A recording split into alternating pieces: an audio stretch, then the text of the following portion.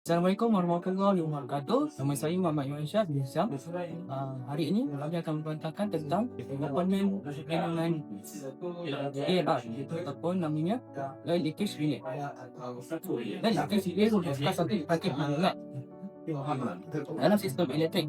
Kita mengisahkan jumlah ataupun amount arus bocor ke bumi. Juga boleh bunyi daripada sebarang data elektrik, gadget kebakaran ataupun melaksanakan peralatan.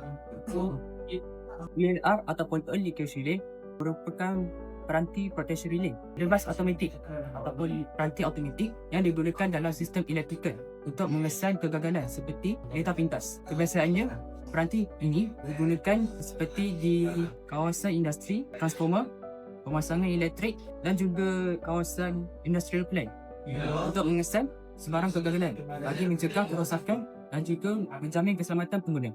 ALR ataupun Oil Leakage Relay ini juga perlu dibuat pengujian ataupun proses kalibrasi ataupun berarti kata mudah calibration untuk memastikan peranti perlindungan ini dapat berfungsi dengan baik dan juga melindungi pengguna.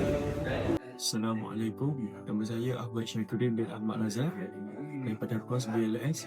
Saya akan menyambung perbualan saya tadi. Sebelum kita melakukan calibration, kita mestilah memastikan bahagian PPE kita adalah kesesuaian. Pertama adalah memakai safety helmet. Fungsi memakai safety helmet ni untuk mengelakkan sebarang kemungkinan lah. Yang kedua adalah glove. Glove ni supaya kita elak daripada perkara tajam. Seterusnya adalah pakai safety boot. Seterusnya adalah memakai lab coat jika ada lab coat yang bersesuaian. Tujuan memakai PPE adalah untuk memastikan diri kita selamat daripada sebarang kemungkinan semasa melakukan pengujian. Seterusnya adalah kita pastikan yang kawasan kita hendak pijak dia adalah beralaskan yang betul untuk keselamatan diri kita sendiri. Baiklah, ayuh kita ke langkah yang seterusnya. Baiklah, sebelum kita memulakan calibration, saya ingin memperkenalkan komponen-komponen yang kita gunakan untuk melakukan calibration. Baiklah, boleh tarik lebih dekat. Yang pertama adalah di sini kita ada kabel jumper lah. Jika kabel ini tidak cukup panjang. Ini adalah socket protection. Fungsi socket protection ni double protection lah. Kita misal kata kita punya secondary resistor ni bermasalah, so dia akan trip sini dahulu, dia tidak melibatkan welding yang lain. Seterusnya adalah di sini kita ada screwdriver bunga lah, dan di sini kita ada cable cut power supply. Dan di sini kita ada kabel untuk daripada generator step kepada grounding. Dan di sini ada kabel jumper yang lebih panjang untuk kita memudahkan lagi cara untuk melakukan calibration. Baiklah, untuk langkah seterusnya adalah kita akan membuat pickup video dah. Sebelum kita membuat pickup video ni, kita perlu memastikan secara fizikal bahawa kita punya ALR ni dalam keadaan baik lah sebelum kita melakukan calibration. Seterusnya adalah peralatan yang kita gunakan lah, secondary tester. Apa yang kita perlu tahu tentang calibration adalah, yang pertama adalah calibration ni untuk kita menentukan sebagaimana kecekapan sistem berfungsi apabila berlaku sebarang kemungkinan. Jika sistem bermasalah, adakah tempoh yang biasanya kita setkan, tak silap saya dalam 1 second macam tu, dia betul-betul sharp dia punya trip tu. Baiklah, mari saya menunjukkan keadaan yang lebih lengkap tentang diagram di belakang ALR. Kalau anda dapat lihat di sini, kita ada terminal 1 dan terminal 2. Di terminal 1 kebiasaannya kita masukkan live lah, dan terminal 2 adalah neutral. Dan untuk trip contact biasanya kita akan masukkan terminal 3 dan terminal 5. Dan biasanya untuk ZCT terminal 15 dan terminal 16. Baiklah, saya akan menunjukkan bagaimana cara penyambungan daripada secondary tester kepada ELR yang hendak kita melakukan calibration. Okey, yang pertama adalah kita punya supply lah. Okey, untuk terminal ini kita akan jump pada terminal 1. Okey, dan seterusnya untuk negatif yang ini, okey, kita akan jump pada terminal 2.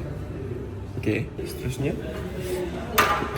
untuk kontak, cara penyambungannya adalah untuk mana-mana tak kisah. Yang penting kita masuk terminal 3 dan terminal 5 untuk trip contact. Untuk terminal ini, current into through ZCT. Okey, misalnya lah kita akan cabut kabel ini.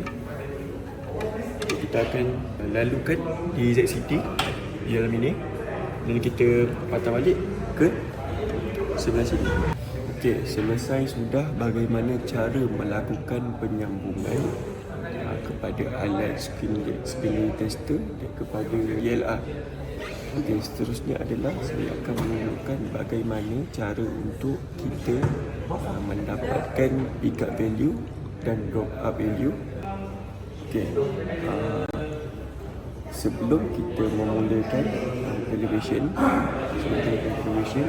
okey, first kali apabila penyambungan supply telah dibuat kepada setiap terminal-terminal yang ditetapkan, okey, kita perlulah on switch dahulu. On switch. Okey, bila on switch, di sini indikator akan menyala. Bermakna sistem sedang beroperasi lah. Okey, selepas itu baru kita on button untuk test lah. Button untuk test ni. Selagi kita tak on button ni, di ELR tidak akan menyala. Kebiasaannya kalau apabila kita on switch, kita on switch ni, kalau kita nak memastikan ELR dalam keadaan baik, di sini akan menyala lah, menandakan bekalan daripada secondary tester kepada ELR dalam keadaan yang baik. Okay, saya akan menunjukkan bagaimana cara untuk kita mendapatkan pick up value. Okay, yang pertama, di sini adalah kita punya surface lah yang kelihatan. Okay, dan cara yang pertama adalah kita perlulah on dahulu. Okay, selepas on kita hidupkan apabila bekalan masuk lah. Okay, seterusnya kita perlu memutarkan knob ni berdasarkan set test yang kita tetapkan untuk calibration ini. Okay. So apabila kita apabila keadaan off dan kita memutarkan knob, seharusnya tidaklah digalakkan kerana kita tidak mendapatkan bacaan yang tepat lah. Yes. Jadi cara yang bagi saya yang betul adalah kita mestilah on dahulu ni di sini. Kita perlu tekan dia on dan kita putarkan knob sehingga value yang kita nak lah. Okay. Okay, apabila value yang kita nak sudah keluar, okay, kebiasaannya akan keluarlah dia punya pick up value. Okay, jadi apabila sudah sampai pick up value, indikator untuk trip akan menyala. Itu menandakan sudah sampai dia punya setting yang kita tetapkan lah. Okay, untuk drop up value, biasanya kita akan putarkan knob ni ke bawah, sehingga indikator trip terpadam. Itu adalah untuk drop up value. Kita ambil lah bacaan di LCD sinilah. Okay. Okay. Seterusnya kita ambil current test. Okay, current test ni mudah saja. kalau saya secara personality untuk current test ni kita boleh ambil bacaan tingkat value, tapi untuk lebih profesional kita ambil lah bacaan semula. Seterusnya untuk on plus time, untuk on plus time kebiasaannya kita akan memutarkan knob dahulu dengan keadaan on lah, dengan keadaan on kita memutarkan knob. Seterusnya apabila di ELR sudah menyala trip, dan kita offkan dahulu dan kemudian on 1 plus time, baru kita akan dapatkan value untuk 1 plus time. Kesimpulannya,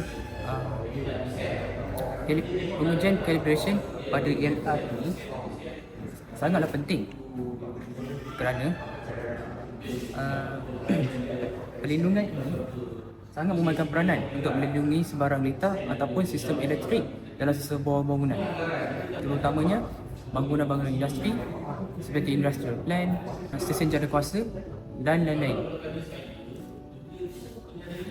Untuk ELR ini, kebiasaannya calibration perlu dibuat sekurang-kurangnya 2 tahun sekali, bergantung kepada bangunan tersebut.